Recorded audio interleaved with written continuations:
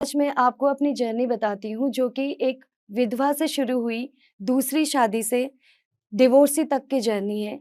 तो मैं आपको बता दूँ कि मेरी स्कूलिंग पिथौरागढ़ से ही हुई है 12th तक और 2006 में 12th कंप्लीट होने के बाद मैं दिल्ली आई थी और मैंने यहाँ से एयर होस्टेस अकेडमी से कोर्स किया। उसके बाद मैंने ग्रेजुएशन करी और 2009 में मैं अपने फर्स्ट हस्बैंड से दिसंबर में मिली थी और हमारा 2013 तक एक बहुत ही अच्छा रिलेशनशिप रहा है जो कि हमारा गोल्डन एरा जिसको मैं बोल सकती हूँ मेरी लाइफ़ का और ऐसा फ़ेज़ शायद मेरी लाइफ़ में कभी दोबारा नहीं आएगा। और 2013 में सबकी सहमति से हम दोनों ने शादी करी और हमारी शादी बहुत ही ब्यूटीफुल रही है। बट अनफॉर्च्युनेटली 2014 में मेरी बड़ी दीदी और मेरे कज़न की शादी थी, तो हम उत्तराखंड आए थे और क्योंकि हमें उसके बाद यूके जाना था, शिफ्ट होना था परमानेंटली, तो हमने सोचा कि लास्ट टाइम है और सबसे मिलते हुए जाते हैं। तो हम आ गए और दिसंबर 15th में को हमने एक स्नोफॉल हुआ था पिथौरागढ़ में, तो हम सारे के सारे कज़िन्स पूरी फैमिली हम घूमने के लिए गए और उस दिन का दिन बहुत ही अच्छा था क्योंकि हम सारे लोग एक साथ थे, बहुत ही अच्छा फैमिली टाइम चल रहा था। लेकिन अनफॉर्च्युनेटली एक कार एक्सीडेंट में मैंने अपने फर्स्ट हस्बैंड शैलेश आर्या उनको और मेरा कज़िन अंशुल उनको खो दिया और हमें समझ में ही नहीं आया कि एक साथ 2 कैज़ुअल्टी हो गई घर में। मेरी बुआ का वो इकलौता लड़का था और मेरे लिए तो जैसे मेरी पूरी दुनिया ही ख़त्म हो गई थी क्योंकि मैं उस समय बहुत छोटी भी थी। मैं सिर्फ़ और सिर्फ़ 24 इयर्स की थी और मैंने कभी लाइफ़ में एक्सपेक्ट नहीं किया था कि 24 इयर्स में जहाँ लोग अपना करियर चूज़ करते हैं, वहाँ मैं विधवा हो जाऊँगी। इसी नाम से मुझे बुलाया गया और बहुत टाइम तक मुझे इसी नाम से लोगों ने जज भी किया है। मैं बिल्कुल मुझे अच्छा नहीं लगता था उनके बिना और ऐसा लगता था जैसे मेरे अंदर का जो वो लड़की थी जिसका नाम सपना था वो अब नहीं रही, वो भी मर गई है उसी इंसिडेंट में। फिर 2017 में मैं जब गुड़गाँव आई, तो मुझे यहाँ एक एमएनसी में जॉब मिला एज़ अ सीनियर रिक्रूटर मैंने जॉइन किया था और उसके बाद मुझे वहीं पर मेरे सेकंड हस्बैंड से मेरी मुलाकात हुई। और मुझे ऐसा लगा उनसे मिलके कि शायद अब भगवान ने मेरे लिए कुछ तो अच्छा मतलब कर दिया होगा। कुछ तो ऐसा कर दिया है लाइफ़ में कि शायद अब सारी चीज़ें ठीक हो जाएँगी और मैं भी एक नॉर्मल लड़की की तरह जी पाऊँगी। और इनिशियल स्टेज जो थे वो बहुत अच्छे थे, वो भी एक डिवोर्सी थे, तो मुझे लगा कि अ, उनका भी पहला घर खराब हुआ है और मेरे साथ भी पहला ऐसा हुआ है, तो शायद अब सब ठीक हो जाएगा। शायद अब हम एक अच्छी लाइफ़ जी पाएँगे। लेकिन हमेशा की तरह इस बार भी मेरे साथ वही हुआ। और वही मेरी सबसे बड़ी गलती निकली कि मैंने उन्हें चूज़ किया और ये शादी करी और जब ये शादी हुई तो 1 महीने तक सब कुछ बहुत अच्छा चला।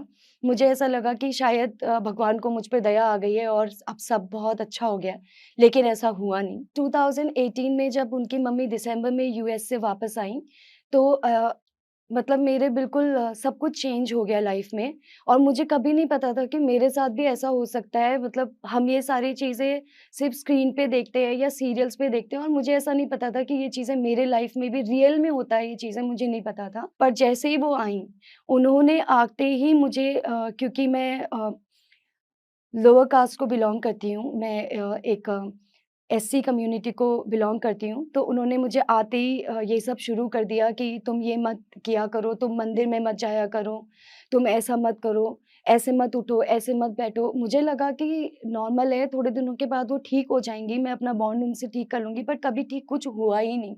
वो और भी खराब होते चला गया। उन्होंने मेरे और मेरे हस्बैंड के रिलेशनशिप इतने खराब हो गए कि हमारे घर में रोज़ झगड़े होते थे। मैं 7 टू 4 जॉब करके आती थी। जॉब करने के बाद सवेरे 4 बजे से लेके दिन के 12 बजे तक मैं नॉन स्टॉप रोबोट्स की तरह काम करती थी। किसी को दया नहीं आती थी, सब बैठे रहते थे घर पे। चाय का ग्लास, पानी का ग्लास सबके मुँह पे पहुँचाना पड़ता था। वो सब करने के बाद भी मुझसे बोला गया कि एक दिन अचानक से मेरी सास ने मुझसे बोला कि तुम्हारा तो मेरे हस्बैंड के साथ रिलेशनशिप है, तुम अपने ससुर के साथ तुम्हारा फिज़िकल रिलेशनशिप है। तो वो सो जिस दिन मैंने वो बात सुनी मैं आज भी मुझे उस बात से बहुत घबराहट होती है क्योंकि मैं को ऐसा लगा कि आज मेरी आइडेंटिटी पे, मेरे कैरेक्टर को इतना नीचे गिरा दिया गया है, ये मेरे वजह से हुआ है क्योंकि मैंने उन्हें वो लिबर्टी दी थी कि वो कुछ भी बोल सकती थी, सिर्फ़ इसलिए कि मुझे अपनी दूसरी शादी बचानी है। ये बोलने के बाद और वो हमेशा मुझे बोलती रहती कि थी कि इससे तो बच्चा कभी पैदा नहीं हो सकता, ये तो बाँझ है, ये कुछ नहीं कर सकती अपनी लाइफ़ में, इससे एक भी बच्चा पैदा नहीं होगा। ये सारी चीज़ें सुनने के बाद मैंने फिर भी अपने पेरेंट्स को ये सारी बातें नहीं बताई क्योंकि ये मेरा दूसरी शादी थी और मैं नहीं चाहती थी कि मेरे वजह से मेरे पेरेंट्स को प्रॉब्लम हो। मतलब मेरे पेरेंट्स को कभी इतना भी सा भी आइडिया नहीं था कि इसके साथ ऐसा हो रहा है।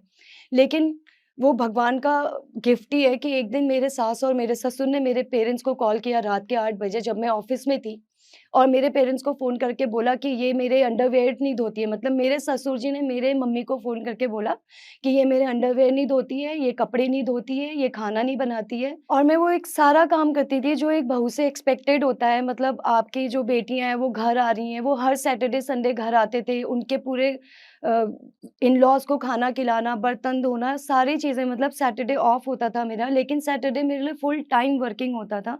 मैं घर से मतलब जब मैं ऑफ़िस से आती थी फ्राइडे, सैटरडे की मॉर्निंग में पहुँचती थी, तो पूरा दिन मैं काम करती थी और शाम को जब मैं सोने जाती थी तो मुझसे बोला जाता था कि बस इसको तो नींद ही आती है, ये तो सोई ही रहती है। मैं मतलब सारा काम करने के बाद भी मेरे साथ ऐसा ही हो रहा था और मैं बहुत परेशान हो गई थी। तो जब मेरे पेरेंट्स को कॉल गया, तो मेरे पेरेंट्स ने मुझे कॉल किया, मैं ऑफ़िस में बैठी थी, मुझे आज भी याद है कि मेरे मम्मी ने मुझे बोला था कि ये क्या चल रहा है और तूने हमें क्यों नहीं बताया?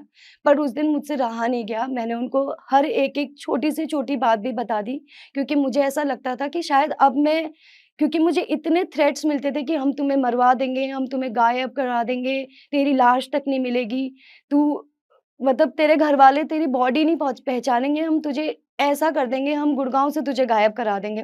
तो मुझे गुड़गाँव में बाहर निकलने में भी डर लगता था। मैं आज भी यहाँ पे खड़ी हूँ और जब मैं आ रही थी इस पूरी जर्नी में अभी जब मैं आ रही थी जोश टॉक के लिए, तभी भी मेरे पेरेंट्स के दिमाग में यही चल रहा था कि कहीं कुछ हो ना जाए।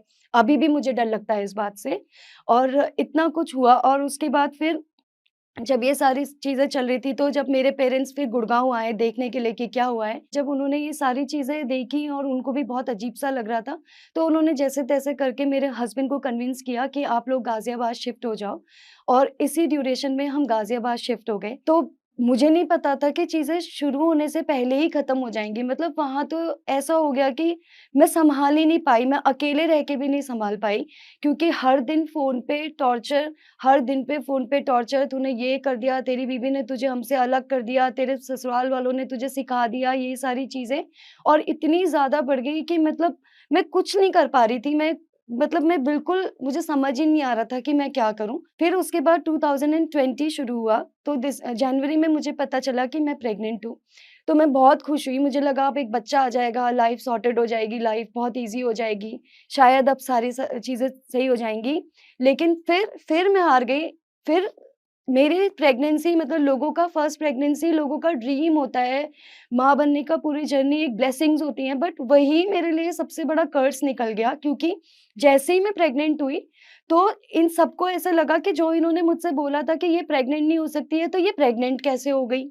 और ये बच्चा किसका है? पर फिर धीरे-धीरे जैसे-जैसे मुझे डॉक्टर ने बिल्कुल बेड रेस्ट कह दिया था क्योंकि मेरे को बहुत सीवियर प्रॉब्लम थी।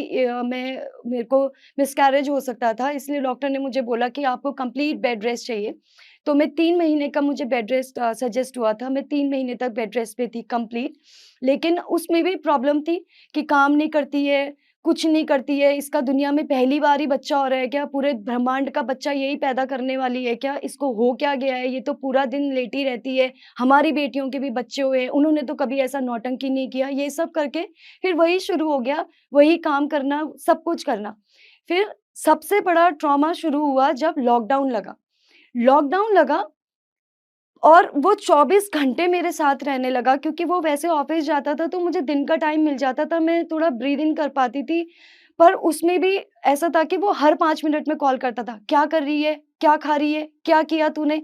फ्रिज आके खोलता था शाम को कि इसने क्या-क्या खा दिया फ्रिज से। मतलब अपने ही घर में ऐसा लगता था कि मतलब मैं कहीं जेल में रह रही हूँ, जे हाउस अरेस्ट हो गई मैं। पूरा मतलब ना मैं कहीं बाहर जा सकती हूँ, ना मैं फ्रिज से कुछ खा सकती हूँ, ना मैं अपने मन से उठ सकती हूँ, ना बैठ सकती हूँ, ना मैं किसी से फ़ोन में बात कर सकती हूँ। अगर मैं अपने घर में भी फ़ोन में बात कर रही हूँ और पीछे से उसका कॉल आ जाए और मेरा कॉल वेटिंग आ जाए, तो मेरे में 10 तरीके के एलिगेशन लग जाते थे कि तू अपने यार से बात कर रही होगी, वो तेरा यार है। मतलब मेरे खुद के भाइयों के ऊपर एलिगेशन लगाया गया कि मेरे खुद के रियल भाइयों से मेरा चक्कर है। कुछ-कुछ शब्द तो ऐसे हैं मैं उनको रिपीट भी नहीं करना चाहती हूँ अपने लाइफ़ में क्योंकि वो बहुत ही गंदे हैं, मतलब अगर आप लोगों को वो कभी लिटरली कोई बोलेगा तो शायद आप बर्दाश्त भी ना कर पाओ। मुझे तब भी ऐसा लगता था कि ये बच्चा भी मतलब जो पैदा हो रहा है, ये बेचारा, मैं तो मर ही रही हूँ, ये भी मरेगा। ये भी सहेगा ये सारी चीज़ें, और मैंने बहुत गलत कर दिया है अपना बच्चा, मतलब प्रेग्नेंट होके मेरे से बहुत बड़ी गलती हो गई है। तो मुझे ऐसा लगता था कि मैं सुसाइड कर लेती हूँ और इस बच्चे को भी ख़त्म कर देती हूँ और खुद भी ख़त्म हो जाती हूँ, तभी ख़त्म होगा ये सारी चीज़ें। बट फिर क्योंकि मेरे को बचपन से बहुत शौक था ऐसे सिंपल लाइफ़ जीने का, बच्चों का, मुझे बच्चे बहुत पसंद हैं, तो मैंने ऐसा स्टेप नहीं लिया, तो ये सब चलता रहा। और जब 7th मंथ मेरे प्रेगनेंसी का चल रहा था, तो मेरे ससुर घर पे आए थे, तो मुझे डॉक्टर ने, मेरा ब्लड बहुत कम हो गया था बॉडी में, तो मुझे बोला गया कि आपको अनार खाने हैं। उस टाइम पे लॉकडाउन था, तो हर चीज़ बहुत महँगी हो गई थी, तो मुझे आज भी याद है, वो एक अनार की पेटी लेके आए थे, तो उन्होंने आके ही मेरे मुँह पे फेंकी और मुझसे ऐसा बोला कि देख, 900 रुपए की औकात, 900 रुपए के तू ये अनार खा रही है, देख, किसके घर में आई है तू? राजा के घर में आई है तू, 900 रुपए के अनार खा रही है। और मुझे ऐसा लगता था कि मतलब मैं छूऊँ भी ना ये, एक अनार भी ना छूऊँ, मतलब अगर शायद मैं अपने माँ-बाप के घर में होती तो मुझे तो पता भी नहीं चलता, ऐसे हाथ-हाथ में मेरे पेरेंट्स मुझे रख सकते थे। लेकिन मेरी किस्मत इतनी खराब थी कि लॉकडाउन लगा था और मैं घर नहीं जा सकती थी और क्रिटिकल कंडीशन थी, तो बिल्कुल ही घर नहीं जा सकती थी। फिर उसके बाद उन्होंने क्या किया कि जैसे ही ये सारी चीज़ें, जब अनार वाली बात होने लगी, तो एक झगड़ा शुरू हो गया घर में कि इसके ऊपर इतने पैसे लगा दिए हैं, इसके ऊपर इतना खर्चा हो गया है और देख लेना अभी क्या होने वाला है, ये तो तेरा घर बिकवा देगी, ऐसे करके बहुत झगड़ा हुआ। और मेरे हस्बैंड ने मुझे 7th मंथ की प्रेगनेंसी पे मेरे स्पाइन पे इतनी ज़ोर की लात मारी और मेरे बाल खींचते हुए वो मुझे लेके गए दरवाज़े के पास कि निकल हमारे घर से, वो मैं आज भी नहीं भूल पाती हूँ। और मेरे पेट में बच्चा था, जो कि ईबू जो था, ईबू मेरे बेटे का नाम है, वो उल्टा था मेरे पेट में, मतलब वो नीचे को उसका हेड ना होके ऊपर को उसका हेड था और मुझे बहुत प्रॉब्लम होती थी।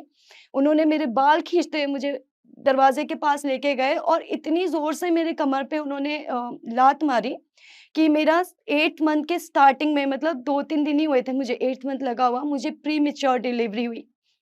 जिसके वजह से मेरे बेटे को एनआईसीयू में रहना पड़ा। और जब मैंने अपने बेटे को एनआईसीयू में देखा, मुझे ऐसा लगा सब खत्म हो गया है। मतलब ये बच्चा भी चला जाएगा और अगर इसको कुछ हो गया, तो मैं खुद को माफ़ नहीं कर पाऊँगी, क्योंकि ये मेरी गलती है कि मैं इतने टॉक्सिक रिलेशनशिप में रह रही हूँ, सिर्फ़ ये सोच के कि ये शादी बच जाएगी और इस बच्चे को बचा नहीं पाऊँगी मैं, क्योंकि मुझे पता ही नहीं कि मैं क्या करूँ? मुझे कोई नींद नहीं आती थी, मुझे दिन-रात मैं बस ये सोचती थी कि मेरा बेटा कैसे भी बस एनआईसीयू से बाहर आ जाए। और घर में इनके पेरेंट्स, मेरे इन-लॉज़ मुझे बोला करते थे कि ये पैसे बर्बाद कर रहे हैं एनआईसीयू में ले जाके, ये बच्चा तो बचने वाला है नहीं, मर जाएगा और पैसे फालतू के बर्बाद हो जाएँगे। 8 दिन में मुझे अपना बच्चा एनआईसीयू से निकालना पड़ा। और मुझे आज भी याद है कि मुझे जब वो बच्चा दे रहे थे मेरे गोद में, तो उन्होंने मुझे बोला, डॉक्टर ने, कि शायद आप अपने रिस्क पे अपना बच्चा लेके जा रहे हो, शायद ये बच नहीं सकता है। जब उन्होंने ऐसा बोल के मेरे गोद में मेरा बेटा मुझे दिया, तो मुझे वही दिन याद आ गया जब मेरे हस्बैंड, यानी फर्स्ट हस्बैंड मेरे, और मेरा कज़न मेरे सामने एक्सपायर हुए थे और मेरे फर्स्ट हस्बैंड मेरी गोद में एक्सपायर हुए थे। जब मुझे बिल्कुल ऐसे फ्लैशबैक हो गया और मुझे ऐसा लगा कि अब मेरे साथ एक तो बहुत बड़ी चीज़ हो गई है और अब दूसरी चीज़ भी मेरे साथ, मतलब मेरा बच्चा भी मेरे सामने चला जाएगा।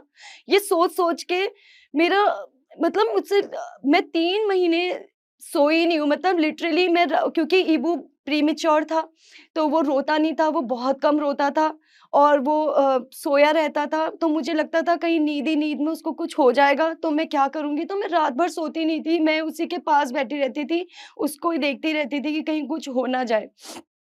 फिर 3 महीने के बाद मैंने जैसे-तैसे, मतलब मैं आपको बता नहीं सकती हूँ कि वो 3 महीने भी मेरे लिए कितने, मतलब मुझसे लिटरली ये बोला जाता था कि 7-8 महीने मैंने कुछ नहीं किया है, फिज़िकल रिलेशन नहीं बनाए हैं, तो अब बनाने हैं। और उस समय मेरी मेंटल हालत ऐसी थी कि मेरा बच्चा एक साइड और किसी आदमी की, मतलब बहुत गंदा लगता था, मुझे खुद से नफ़रत जैसी होने लगी थी। मुझे ऐसा लगता था वो मेरे शरीर के किसी भी पार्ट में हाथ रखता था ना, तो मुझे ऐसा लगता था काश मैं ये शरीर का हिस्सा ही काट दूँ, काश मुझे वो टच ही ना करे, ऐसा मुझे फ़ील होता था। उसके टच से भी मुझे प्रॉब्लम होती थी। वो मतलब मुझे बहुत गंदा लगता था, मैं एक्सप्लेन नहीं कर पा रही हूँ उसको कि कैसे करना चाहिए, लेकिन उस टाइम पे मेरे मन में आता था कि ये अगर मुझे टच करेगा तो मैं बस हो गया मेरा। मुझे ऐसा लगता था कि मैं नहीं झेल पाऊँगी इसको अब।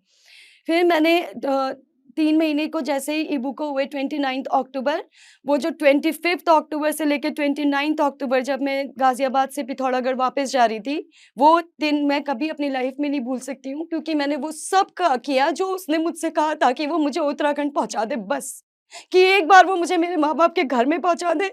उसके बाद मैं इस आदमी का कभी ज़िंदगी में मुँह नहीं देखूँगी, ना मैं इससे बात करूँगी। मैं अपने पेरेंट्स को भी बहुत सारी चीज़ें नहीं बता सकती, क्योंकि ये एक ऐसी-ऐसी चीज़ें मेरे साथ हुई है ना कि मैं बोल तो दूँगी, लेकिन शायद कोई इस चीज़ को बिलीव नहीं कर पाएगा। मैं जैसे-तैसे करके मैंने आधे रास्ते तक, वो मुझे छोड़ने आए और आधे रास्ते से मेरा भाई मुझे लेने आया था और हम पिथौरागढ़ वापस चले गए। जब मैं पिथौरागढ़ वापस गई, मेरे को मेरा एक्यूट सर्वाइकल हो गया था और मेरा वेट बहुत गेन हो गया था और पूरा मेरा शोल्डर, मेरा नेक में पूरा हम्प आ गया था। मैं अपना बच्चा अपने गोद में नहीं उठा पाती थी, मैं बैठ नहीं पाती थी, मैं उसको फीड नहीं करा पाती थी। मैंने अपनी मम्मी के गोद में अपना बच्चा दिया और मैंने उनको बोला कि जैसे आपने मुझे पाला है, मेरा बच्चा पाल दो। मेरी तबीयत बहुत खराब है, मैं अभी इससे बुरा और लाइफ में शायद किसी औरत के साथ नहीं हो सकता कि वो अपने बच्चे को भी थोड़ी देर तक गोद में नहीं उठा सकती, क्योंकि अगर मैं उसको गोद में उठाती थी तो मेरा पूरा हाथ, मेरा पूरा लेफ्ट साइड का पूरा बॉडी स्वेल हो जाता था। और मेरी मम्मी ने मेरे बेटे का बहुत अपने बच्चे की तरह, ऑब्वियसली नानी तो माँ ही होती है, तो उन्होंने उसको पाला। लेकिन वो 1 साल मेरी लाइफ का बहुत डिफ़िकल्ट फ़ेज़ था। मैं घर से बाहर नहीं जाती थी, क्योंकि हमारी लोकेलिटी में आपको पता ही है कि सारे लोग पूछते हैं कि आपकी बेटी 1 साल हो गया, आपकी बेटी घर में ही है, क्या वो ससुराल नहीं जाएगी? मैं आज आप सबको इस मन से बताना चाहती हूँ कि अगर आप एक बार विधवा हो जाते हो ना, तो लोग आपको हमेशा विधवा ही समझते हैं। मुझसे कहा गया कि ये पहला पति तो खा गई, मार दिया, दूसरा पति भी खा जाएगी, क्योंकि ये इसकी डेस्टिनी है। और आज भी वो टैग मैंने सुना है लोगों के मुँह से बोलते हुए कि पहला घर भी नहीं खा पाई और दूसरा घर भी नहीं खा पाई, जिसमें मेरी कोई गलती नहीं थी। पहला घर मेरा भगवान को पसंद नहीं आया शायद, और दूसरा घर जो मैंने चुना शायद वो मेरी गलती थी, और मैं ये मानती हूँ कि वो मेरी गलती है, बहुत बड़ी गलती है। पर मैंने बहुत कोशिश करी है अपनी लाइफ में वो रिश्ता निभाने की, और हाँ, अब मैंने अपने आप को इतना स्ट्रॉन्ग कर लिया है कि मैं उस रिलेशन में बिल्कुल भी वापस नहीं जाना चाहती हूँ, ना मैं रहना चाहती हूँ ऐसे आदमी के साथ। जब मैं पिथौरागढ़ में ही रह रही थी, तो रोज़ कॉल आते थे और अजीब-अजीब से कॉल आते थे, मतलब रात के 11 बजे, रात के 12 बजे, 1 बजे, 2 बजे, कभी दिन में, कभी शाम को, तो मैंने उनको ब्लॉक कर दिया था, मैं उनके फ़ोन नहीं उठाती थी। पर अनफॉर्च्यूनेटली एक दिन, अनफॉर्च्यूनेटली तो क्या, फॉर्च्यूनेटली उनका कॉल आया मेरे मम्मी को, और उन्होंने मेरी मम्मी और मेरे पापा को माँ और बहन की गाली देते हुए उनको संबोधित किया। और उस दिन मुझे, वो बस वो दिन है, उसके बाद तो मुझे ऐसा लगा कि मैं तो गाली खाती थी क्योंकि ये मेरी चॉइस की शादी थी, मेरी गलती थी। लेकिन मेरे माँ-बाप की क्या गलती? मेरे माँ-बाप ने ये शादी बचाने के लिए वो किया जो कोई नहीं कर सकता, कि अपने बच्चे की फीलिंग्स को पीछे रख के उसको सपोर्ट किया कि चलो ठीक है, जैसे भी इनकी शादी रुक जाए, बट वो नहीं हुआ। तो जैसे ही उसने मेरे मम्मी और पापा को गाली दी, वो दिन और आज का दिन मुझे जाना ही नहीं है। मुझे उस दिन रियलाइज़ हुआ कि मैं ये बच्चा अकेले मुझे पालना पड़ेगा, मैं अपना बच्चा की रिस्पॉन्सिबिलिटी लूँगी। मैं इतनी कमज़ोर नहीं हो सकती कि मैं अपने बच्चे के लिए उस पे डिपेंडेंट रहूँ और वो मेरे बच्चे का पूरा करे। मेरे पेरेंट्स ने मुझे पढ़ाया है, मैं 13 साल से एचआर में हूँ, ह्यूमन रिसोर्स में मैं हूँ, तो मैं कर सकती हूँ। और अब मैं सीनियर ह्यूमन रिसोर्स मैनेजर काम कर रही हूँ एक बहुत ही अच्छी कंपनी में, और अभी इस टाइम पे मैं बहुत ही ज़्यादा लकी हूँ कि मैं बहुत अच्छी सैलरी पे काम कर रही हूँ, मैं अपना बच्चा खुद पाल सकती हूँ। मैं इतनी इंडिपेंडेंट हो चुकी हूँ कि मेरा बच्चा, मैं बहुत उसके सारे एक्सपेंसेस मीट आउट कर पा रही हूँ, और वो धीरे-धीरे बड़ा भी होता जा रहा है। फिर मैंने पिथौरागढ़ में उठना-बैठना शुरू किया लोगों के साथ, एक एनजीओ के साथ मैं जुड़ी। उस एनजीओ से मैंने बहुत कुछ सीखा। मैंने ऐसे-ऐसी मैं लेडीज़ से मिली हूँ, ऐसे-ऐसे लोगों से मैं मिली हूँ, जहाँ से मुझे ऐसा लगता था कि मेरी लाइफ़ तो, मतलब मैं तो बहुत लकी हूँ कि मेरे पेरेंट्स का सपोर्ट मेरे पास है। छोटे-छोटे बच्चे जिनके पेरेंट्स नहीं हैं, वो थे, उनके साथ कोलैबोरेट करना, उनको पढ़ाना, उनको मोटिवेट करना, औरतों से मिलना, उनकी बातें सुनना, इन सब ने मेरा माइंड बहुत स्ट्रॉन्ग कर दिया। और मैंने धीरे-धीरे ये स्टीरियोटाइप भी तोड़ दिया कि अगर आप एक विडो हैं, या अगर आप अपनी लाइफ में एक बहुत गहरे रिलेशनशिप से जा रहे हैं, तो इस बैरियर को ख़त्म कर दीजिए। अगर आपको ऐसा लगता है कि आप किसी के साथ नहीं रह सकते हैं, तो आप नहीं रह सकते, क्योंकि आप जब 100 टाइम्स कोशिश कर लेते हैं ना, तभी आप उसपे इस पॉइंट पे आते हैं कि आप किसी रिलेशन को छोड़ दें, क्योंकि कोई भी आदमी फिज़िकली, मेंटली, इमोशनली किसी से कनेक्ट होता है तभी वो शादी करता है। बट वो कनेक्शन मेरा छूट चुका था। जिस अ, चीज़ से मुझे सबसे ज़्यादा डर लगता था कि आप पिथौरागढ़ में क्यों हो? तो आज मैं लोगों को बताना चाहती हूँ, मैं पिथौरागढ़ में इसलिए हूँ क्योंकि मैं ज़िंदा हूँ। अगर मैं उस शादी में रहती और मैं उनके साथ रह रही होती तो शायद आप लोग आज मुझे देख नहीं रहे होते। शायद मैं इस दुनिया से बहुत पहले ही जा चुकी होती, या अगर मैं होती भी तो मेरी कोई प्रेज़ेंस होती नहीं एज़ अ सपना।